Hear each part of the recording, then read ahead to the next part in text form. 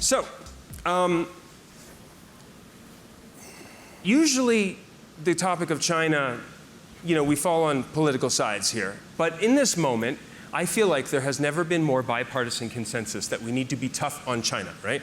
The Trump administration was tough on China through tariffs and other things. Biden doubled down on that, all right?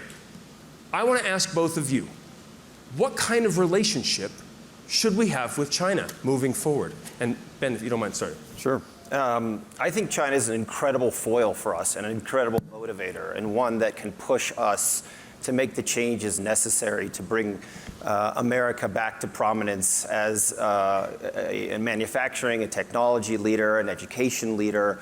China exposes many of our flaws, and our engagement with China has, I think, been not always the most enlightened over the last few years, but it certainly has the opportunity to be that motivating factor that drives us out of complacency and into a new era for the United States.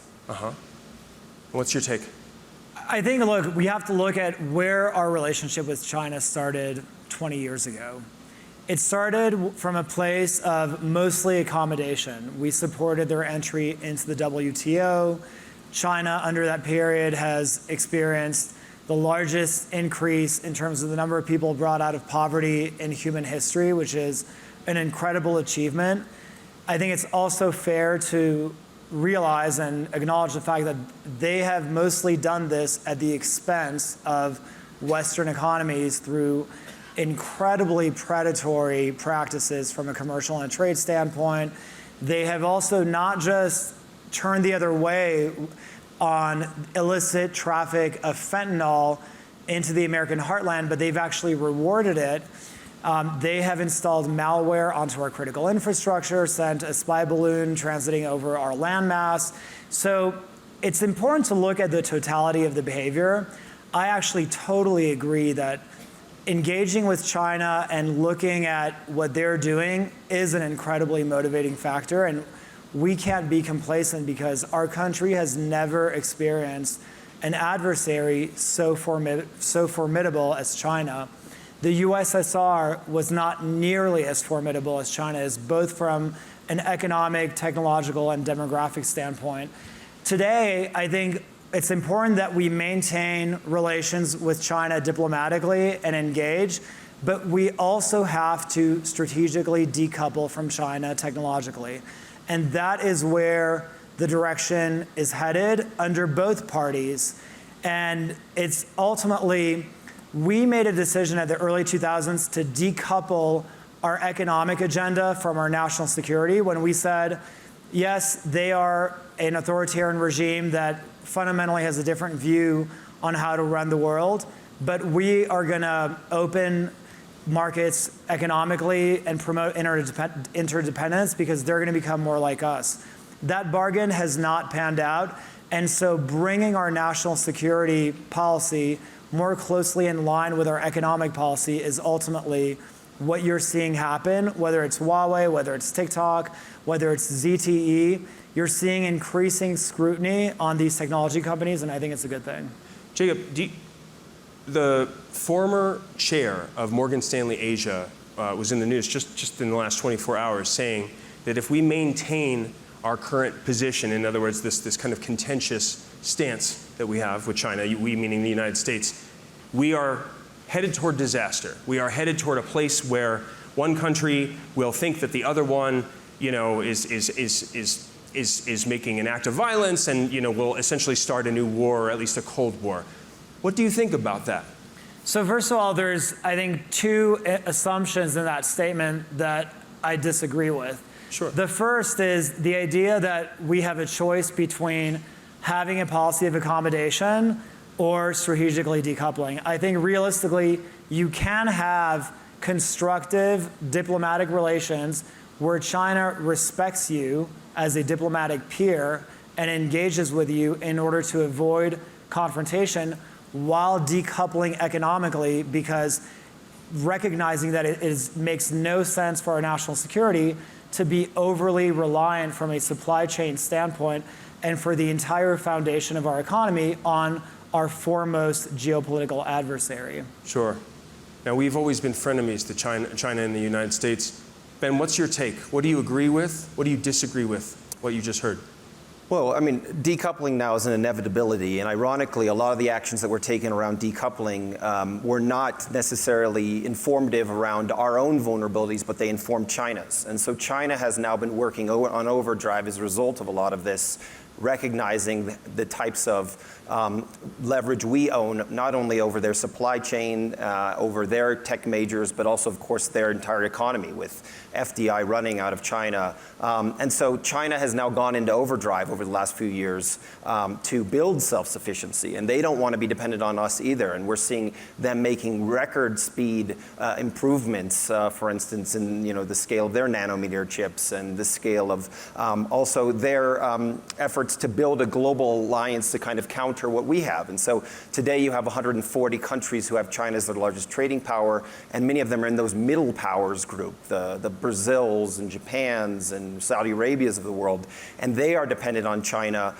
for their economic trajectory, as well as obviously the fact that China produces many of the technologies within a specification and price point that their consumers can afford. And so I think what we really have to do is understand and not make China aware of its vulnerabilities, but rather I think keep it connected kind of to the morphine drip of American education system, chips, capital where it's applicable, but ultimately use the revenue generated from that, use all of those benefits derived to push the foot on the gas to accelerate our technological leadership. And it feels like we've really been fixated on building walls rather than accelerating onward. So you think we should focus on the acceleration part?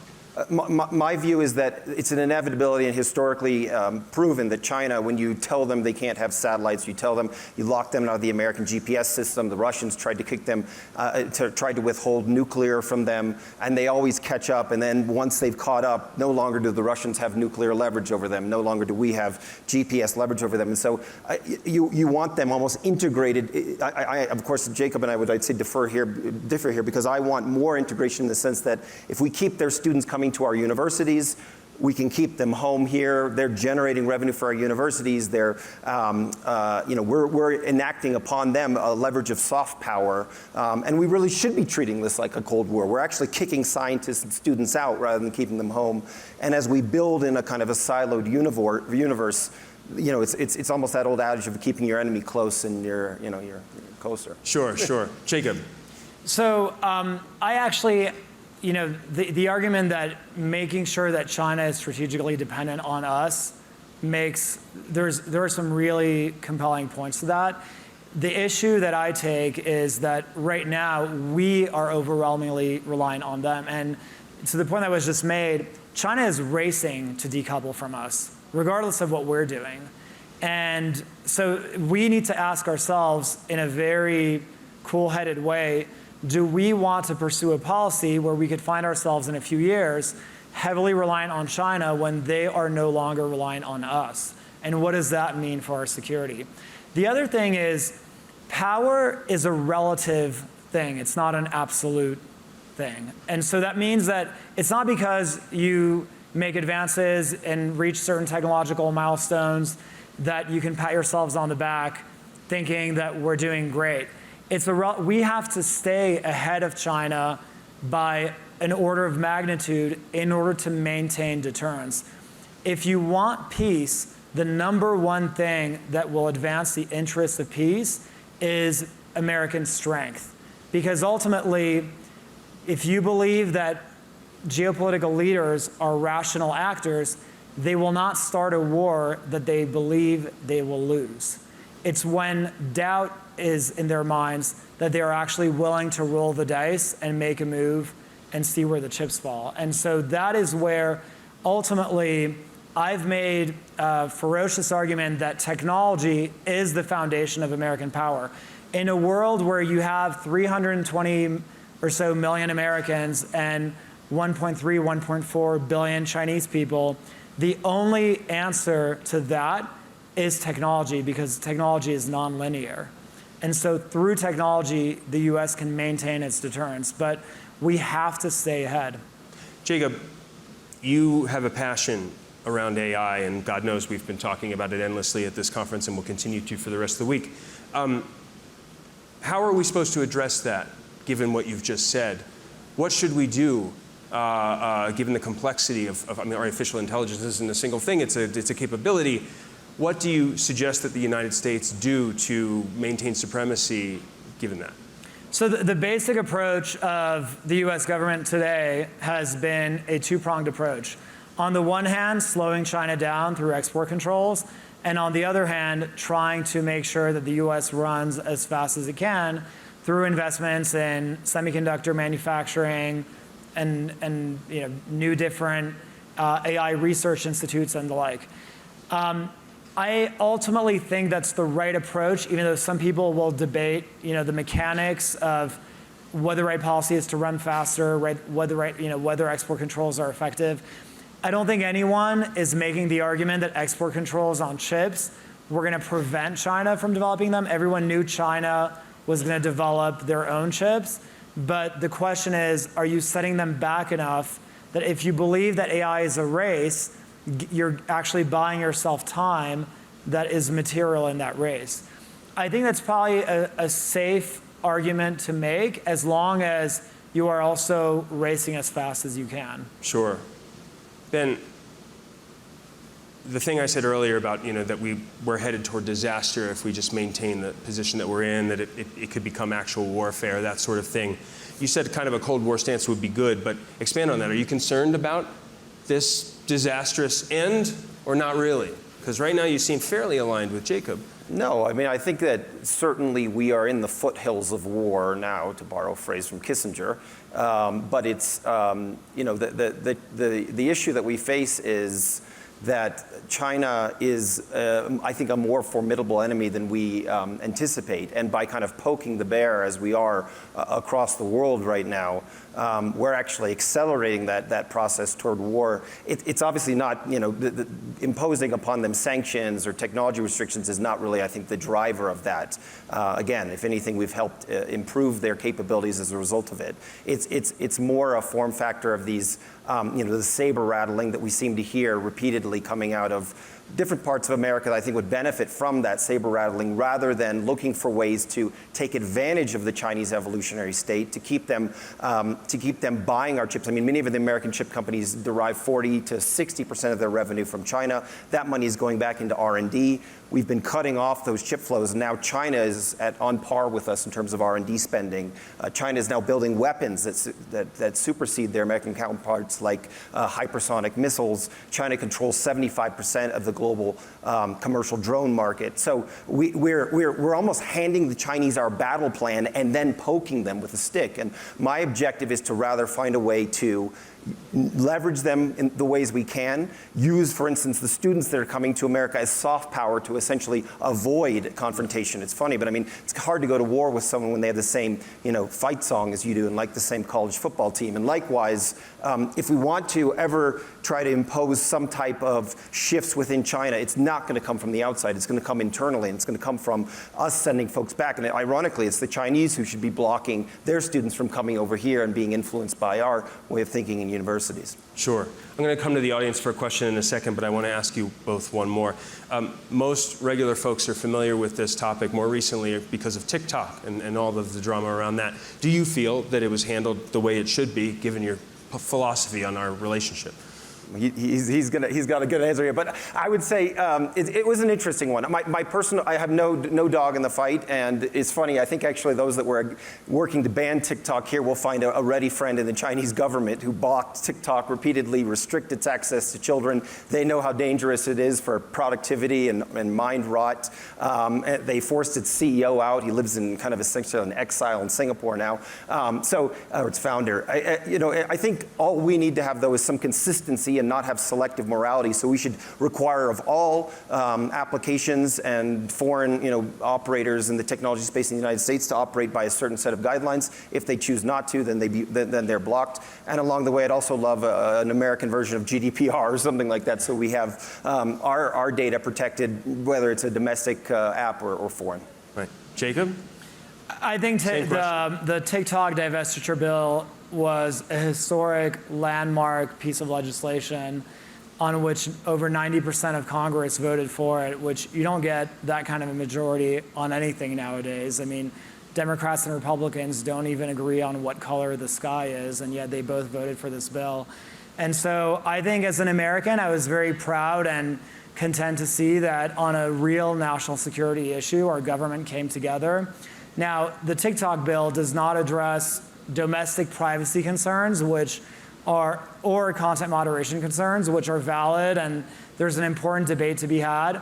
Ultimately, I think the reason that the bill was so important was because it narrowly focused on the national security issue about why Chinese-owned companies pose unique risks in the United States.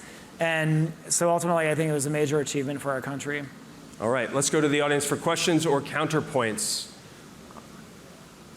Let's go right here, if you don't mind. Thank you. Your name and affiliation. Hi, my name is Sunil. I'm a founder of a company called Hamlet, which uses AI to extract data from public meetings. My question for you, for each of you, is: you've outlined a vision of what a future relationship might look like with China. Who do you view as our two most important global allies to achieve that future? Gents?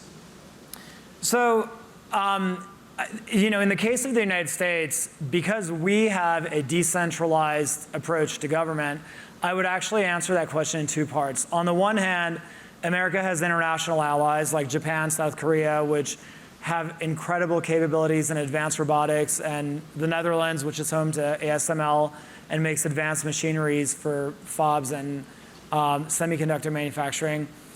Unlike in China, the United States does not have a civil-military fusion doctrine.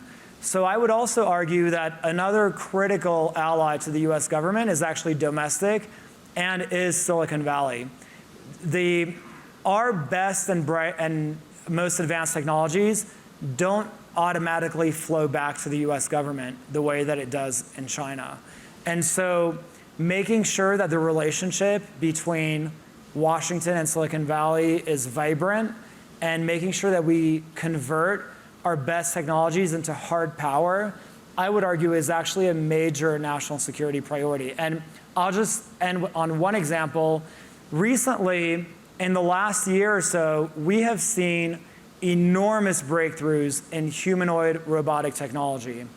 We've seen NVIDIA roll out Project Groot, which is a foundational model for humanoid robots. We've seen Tesla roll out two different generations of the Optimus robot, which is going to be incredibly impressive and general purpose in its capabilities.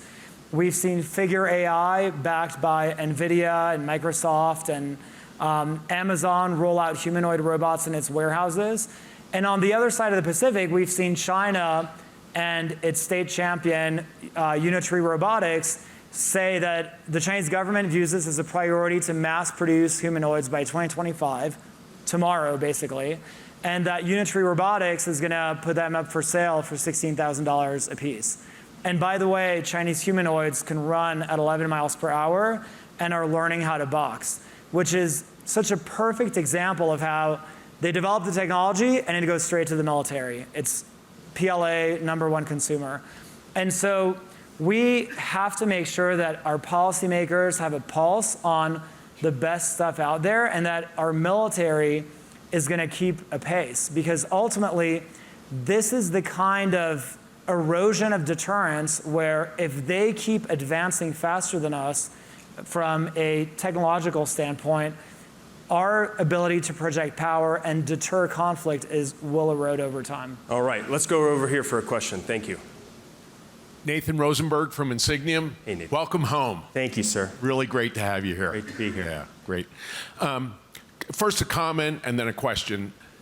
Ben, I would disagree with you. I think, yes, we've given some things to the Chinese. Mostly Chinese have stolen. The plans to the F-17, the plans to the F-22 were all taken out of Lockheed Martin's database.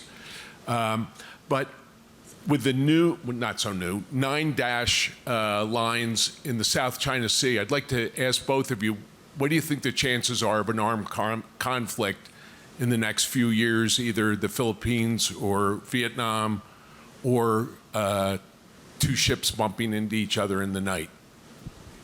Just on the first comment, certainly IP theft has gone on. It helped China catch up. But the really scary thing that I think we dismiss about China is they are now becoming innovation leaders. They're starting to become first-in-class innovation leaders across drugs, across, of course, mobile-first applications. We even have the likes of Amazon now saying they're going to replicate Temu and Shein. They're going to, that's fight fire with fire. Meta, of course, tried to rip off and failed in ripping off TikTok. But the Chinese are across the world now starting to build products and are advancing at a pace that we've never anticipated. And they're offering products to emerging market consumers at a specification that is nearly on par with their American counterpart, but without anywhere near the price point. Even affluent Arabs today are buying a Chinese knockoff Range Rover Defender because it's $19,000 as opposed to the $80,000 equivalent. And the problem with America today is we're not building particularly consumer electronics that can compete with the Chinese. And so when we go to Africa, the Chinese dominate that market. And the challenge we have today is we have taken a policy of thinking that by cordoning Chinese hardware off from American software, somehow that puts them out in the cold. But the reality is, again, when we threaten to rip the, say, Android operating system out of Huawei phones or the Google Play Store, those will be now replaced by Chinese equivalents, albeit inferior. And so one day consumers in, say, Nigeria won't have the option to choose, say, Uber or Didi. It's just the Didi equivalent or the Didi-owned option. So I think it's critical we fight fire with fire when we think about the global competition, the next billion consumers, and how we're falling behind there, and use that as a motivator rather than fixating on what's been taken and lost historically. Thank you, Ben. All right, let's go over here. Yes. Name and affiliation, please. Hey, Healy Cypher, Boom Pop. First of all, thank you for doing this. Really appreciate it. Some background. I grew up in Saudi Arabia. My parents were in intelligence, and so I care a lot about this topic. And one of the things that the intelligence community reads, I'm sure you've both read it, is this book, Unrestricted Warfare, these two lieutenant colonels from the Chinese government. And the punchline is to say, look, we're never going to beat the US in conventional warfare, ever. So we're going to do two things they won't do. We're going to undermine their financial institutions, and we're going to try to erode their social cohesion through social media. And that terrifies the shit out of me. I'll just be pretty open about this. I got two kids. I think about this a lot. And so one of the questions I have often, and you probably think about this a lot more, is there's this asymmetric ability for them to influence our societal fabric. They can cruise into Facebook, cruise into Snapchat. They can just do this stuff because we're open, where they are very closed in their social mesh. How do we detect this? How do we think about this? Am I off base here? Just kind of curious about that aspect, because I feel like it's influencing things all the time. Gentlemen, briefly, each of you. Yeah, sure, Jake. Well, I think the TikTok bill was actually one step in the right direction. And it's important to note that the bill named TikTok, highlighted TikTok by name, but it actually applies to any Chinese-owned social media platform that meets a variety of different criteria. So I think things are really going in the right direction. Ultimately, the foreign governments have a variety of ways that they can engage in information operations, and owning a software platform like TikTok is one of them. But I think you're putting your finger on a really important point, which is that the Chinese government exploits our openness as a society against us. I will say that I debate with myself sometimes how vulnerable we are. I mean, I think sometimes we underestimate the resilience of our society.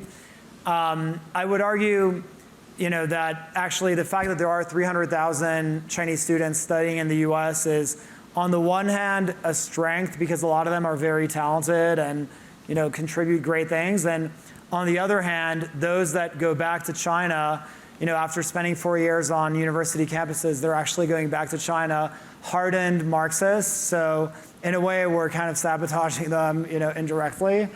But look, I think Ben mentioned a point earlier that I think is so important, which is he quoted Henry Kissinger and said that we're on the foothills of World War III. And ultimately, in 1938, if you looked at the world in 1938, no debate would have, the only debate that mattered was averting a world war. There was no conference or any type of political debate that actually had a material impact on the world other than avoiding this major global conflagration. And today, I'm really concerned that we are on the foothills of a global conflict with two hot conflicts, one in the Middle East, one in Europe, and everyone is waiting for the shoe to drop in Asia. And the only thing that will matter in a few years is, will we have navigated this decade in a way that avoids a world war? Gentlemen, with the remaining time, I'd like to just ask you kind of a lightning round question. It's for both of you. We can just go one after the other. I would love your 15-second pitch to the next occupant of the White House as to what we should do vis-a-vis China. Ben, you can start because you're to my right. My perspective is we need a thoughtful and aggressive reindustrialization of America that follows where our strengths lie and follows the industries in which we can still maintain leadership. And we have to admit that we've lost some of these sectors. We're not going to get back, everything. But the reality is that today, America has a huge amount of strengths. And if we can, that China can never catch up. China's actually its own worst enemy. They're degrading their own capabilities to be innovators in some ways because they force groupthink, they don't allow diversity. So it's critical that we put our foot on the gas and we think about a grassroots effort which includes education, improvement around the regulation of technology, improving the incentives for companies to build back in the United States. But we have not provided a truly thoughtful approach to reindustrialization that reimagines us, gets kids studying STEM, gets us focused on the next wave of innovation. And that's why, again, I say put our foot on the gas and less fixation on putting up walls. Your 15-second. I actually totally agree with everything you just said. I think China's biggest strength is they have become the factory floor of the world. The money that they have to buy ports around the world, to do mega infrastructure projects, it all comes from the fact that they are running trade surpluses with everyone else. And so ultimately, if you address that, you dry up the sources of funding they have to do everything else, basically. And if we have a policy of reshoring supply chains outside of China and rebuilding American strength, I think that's the best policy we can have for the 2020s and 2030s. Gentlemen, thank you both for being with us. A round of applause. Thank you.